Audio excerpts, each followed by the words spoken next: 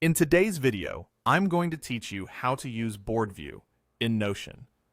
Board View is a visual way to manage your work by turning items in a database into cards and arranging them in columns. It's great for tracking tasks, projects, or any workflow where you want to see progress at a glance. Start by opening the database, where you want to use Board View.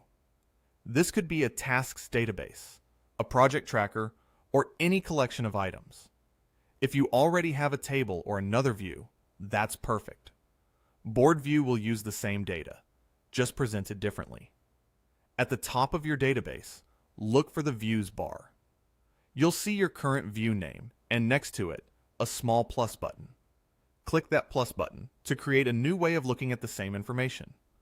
When the menu appears, select Add a View.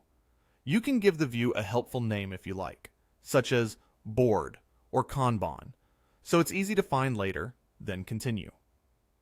Next, choose Board as the layout type.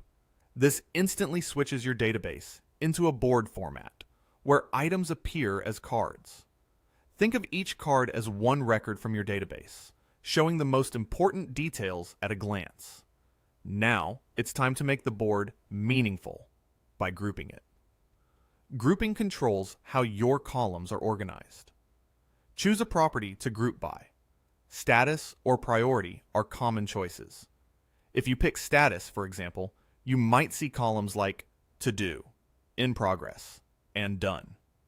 Each column represents one value of that property, and any card in that column shares the same value.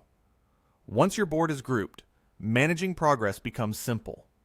To update a task, just drag and drop a card from one column to another.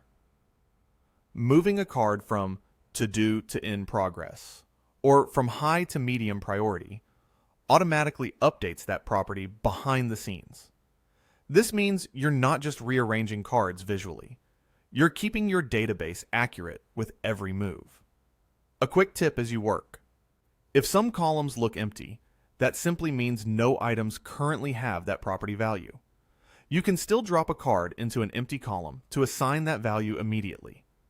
And if you ever want to switch perspectives, return to the Views bar and select a different view without losing anything. That's it.